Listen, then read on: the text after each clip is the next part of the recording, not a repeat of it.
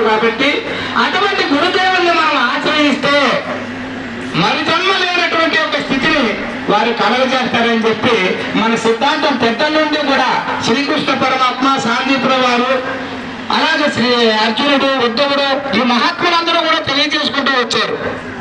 ఏమంటారు నాయన గారు? హృదయగాన్ని వీటకై సదయతయి బోధదల్ప జనదా గురుడై వదలక చిత్తమను గురు పదోగలము తెల్పవలదో భక్తుడైన తోడు భ్రాంతి రైత సత్తుడైన తోడు కుదరాదు ఇవి రెండు గురు శిష్యులకు లేక కదలికలే మట్టి గణపోదొక్క స్థితి భక్తుడైన తోడు భ్రాంతి రహిత